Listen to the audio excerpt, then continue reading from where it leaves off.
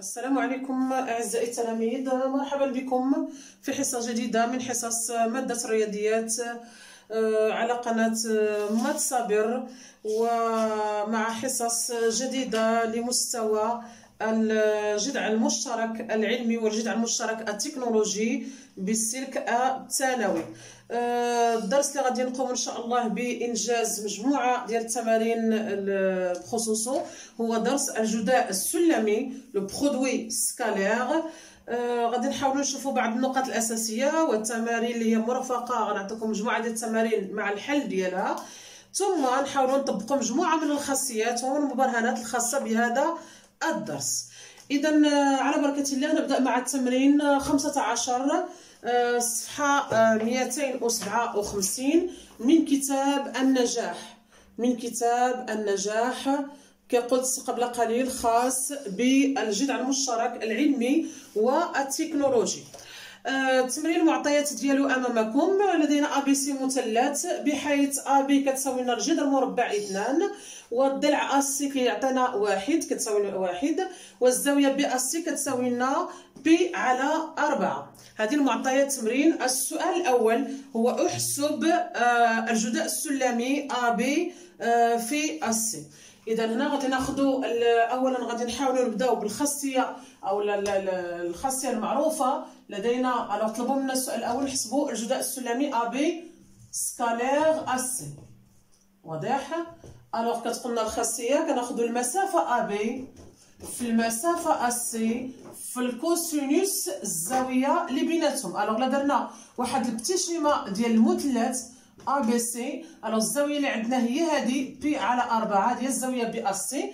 اذا عطاونا لو برودوي سكالير ديال ا بي سكالير ا سي، يعني ا بي وعندنا ا سي. اذا الزاويه اللي ما بين هاد المتجهتين الزاويه اللي بيناتهم هي الزاويه بي ا سي.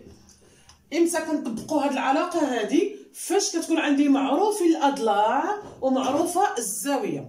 واضح؟ غنشوفوا ايضا خاصيه اخرى مبرهنات مما كيكونش عندنا معروف احد الاضلاع وما كيكونش معروف عندنا قياس الزاويه. الوغ نطبق هذه العلاقه هذه او هذه المتساويه. ا بي نعلم ان ا بي كتساوي لنا جذر مربع 2، المسافه ا سي تساوي لنا 1. واضح؟ ثم في الكوسينوس الزاويه بي ا سي، الزاويه بي ا سي عندها هي الكوسينوس ديال بي على 4. نعلم ان الكوسينوس ديال بي على 4 الوغ جذر 2 في 1 كتعطينا جذر 2. قلت نعلم ان الكوسينوس ديال بي على 4 كتعطينا هي جذر 2 على 2. بي على 4 بالراديان هي 45 درجه بالدوغري او بالدرجات. اذا هذه العمليه كتعطينا جذر 2 في جذر 2 هي 2 على 2 تساوي 1. اذا لو برودوي سكالير ا بي سكالير ا سي كيعطينا في هذه الحاله كيساوي لنا 1 كما تلاحظون. قلت يعني هاد العلاقه كنطبقوها فاش كيكونوا عندي الضلعين بجوج معروفين وايضا الزاويه اللي بيناتهم كتكون معلومه. بهذه الطريقه كنجاوبوا على هذا السؤال الاول. فيما يخص السؤال الثاني قالوا لنا بين ان المثلث ا بي سي قائم الزاويه في سي. دائما كنخدم انا بلي بتي شيما كتسهل كثير. باش نبينوا المثلث قائم الزاويه نقدروا نرجعوا للخاصيات ديال هذا الدرس. غنحاولوا نشوفوا المتجهه سي ا والمتجهه سي بي الجداء السلمي ديالهم خصو يعطينا صفر، لان كتقولنا او سكالير في الا عطاتنا صفر هذا يكافئ ان المتجهه او والمتجهه في متعامدتان، والعكس صحيح. اذا كانت عندنا متجهتان متعامدتان يعني ان الجداء السلمي ديالهم كيعطينا صفر. واضحه الفكره؟ اذا هنا باش نبينوا ان المثلث قائم الزاويه في السي اذا غنشتغلوا بالجداء السلمي ديال سي ا سي بي وخصو يعطينا كيساوي 1 كما ترون.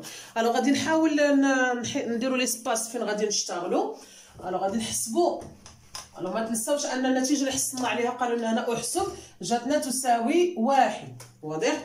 الو هنا غادي نحاولوا نحسبوا او نبينوا ان المثلث قائم الزاويه. قلت باش نبينوا قائم الزاويه غادي نشتغلوا سي ا سكالير سي بي. ماشي مشكل درنا العكس، لان كنعرفوا او سكالير في هي نفسها في سكالير او، هادو ما كاينش فيهم مشكل. او الجداء السلمي ديال او فوا في هو نفسه في فوا او، يعني بديت بالسي ا او بالسي بي سي لا ميم شوز. الوغ سي ا سكالير سي بي هنا ما نقدروش نخدموا بنفس العلاقه اللي خدمنا بها قبل قليل. مثلا غتجينا هي سي ا فوا سي بي في الكوسينوس، الزاويه ما بين السي ا والسي بي هي الزاويه بي سي ا.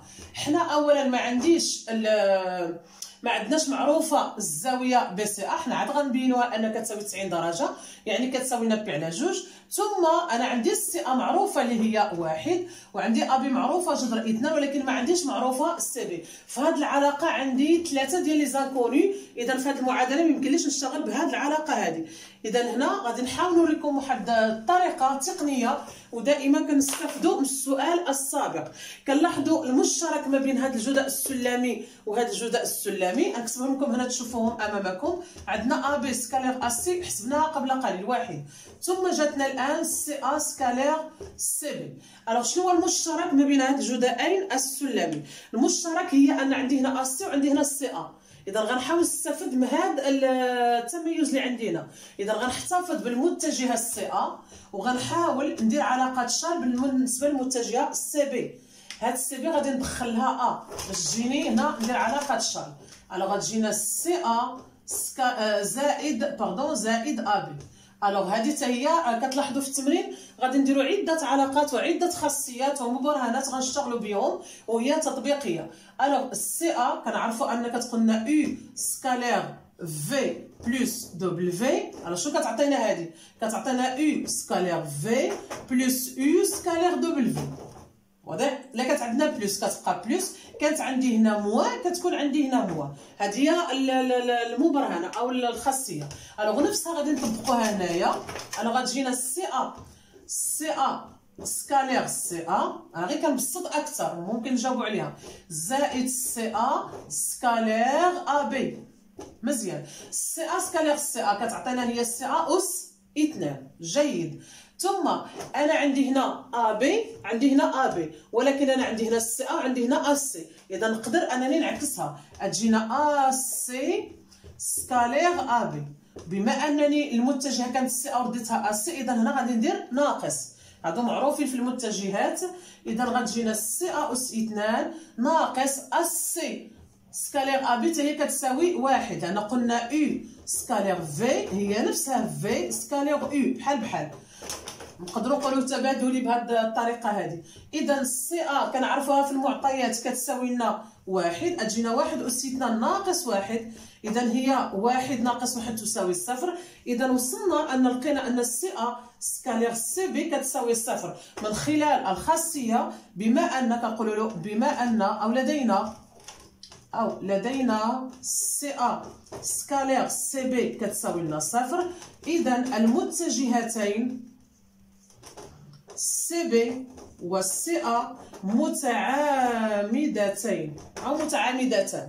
هاد المتجهتين متعامدتان. بما ان المتجهه السي بي والسي ا متعامدتين، ومن فان المثلث تبع معايا هنا ا بي سي في هاد الحاله قائم الزاويه في السي. وبهذه الطريقه كنكونوا جاوبنا على السؤال الثاني فيما يخص تمرين 15 صفحه 257 من كتاب النجاح. الوغ هنا دائما كنشوف السؤال، لاحظتوا كنقولوها دائما، السؤال كيتضمن هو جزء كبير فيه من الجواب. اذا كناخذوا السؤال باش نبين ان مثلث قائم الزاويه، وبما اننا في الدرس ديال الجداء السلمي اذا غنشتغل بالمتجهات. اذا هذه المتجهه جداء المتجهتين خصو يعطيني صفر. اذا في لي كالكول وصلنا ان الجداء السلمي عطانا صفر. اذا المتجهتين متعامدتين، ومن فان المثلث ا بي سي قائم الزاويه في السي. واضح؟ وهنا نقدروا يعني الا جاتنا اسئله مواليه باش نلقاو بي سي نقدروا ان نطبقوا هنا فيثاغورس، لان المثلث قائم الزاويه غنديروا ا سي اس 2 زائد سي بي اس 2 كتساوي لنا ا بي اس 2. بهذه الطريقه كنكونوا قدرنا ان نجاوبوا عليه. الا كملتوا يعني جاكم سؤال اخر مثلا في شي تمرين كيطلب منك تحسب بي سي كدير فيثاغورس كتقول له عندنا من 3 قائم الزاويه فيثاغورس مباشره. وفي هذه الحاله غادي تلقاو في هذه الحاله ديال هذا التمرين هذا غتلقاو ان بي 6 هي كتساوي 1. يعني في هذه الحاله ان هذا المثلث هذا كي داير متساوي الساقين وقائم الزاويه. ولا كانت عندي الزاويه ديالها بي على 4 حتى الزاويه ب هنايا او ا بي 6 هي غتكون بي على 4. انا غير كنعطي بعض التفاصيل لان هذا التمرين هادو هما السؤالين اللي عندنا فيه، ولكن اون سي جامي يجي تمرين كيشبه له عنده اسئله مرتبطه مواليه. الوغ كنتمنى ان شاء الله تكون الفكره وصلت وتكون المعلومه وصلت. ما نقدروش اكيد اننا نديروا الخاصيات كاملين والمبرهنات كاملين ديال هذا الدرس ديال لو برودوي سكالير في تمرين واحد، ولكن غنحاولوا ان شاء الله في الحصص المقبله. هذه الحصه الاولى ديال التطبيقات، في الحصص المقبله غنحاولوا ندخلوا المبرهنه ديال المتوسط ومبرهنه الكاشي الى اخره، والعلاقات المثليه في مثلث قائم الزاويه في مجموعه من التمارين اللي غنحاولوا ننتقيهم بعنايه. الى هنا تنتهي حصه اليوم. كنتمنى من التلاميذ اللي مازال او الطلبه اللي مازال ما اشتركوش على القناه يشتركوا على القناه لتشجيعنا على الاستمرار والعطاء اكيد، واللي اشتركوا كنرحبوا بهم خاصه المشتركين الجدد. وهذه ايام هي فتره امتحانات، نتمنى التوفيق لجميع التلاميذ. وبهذا ننهي حصه اليوم. اشكركم على المتابعه والسلام عليكم.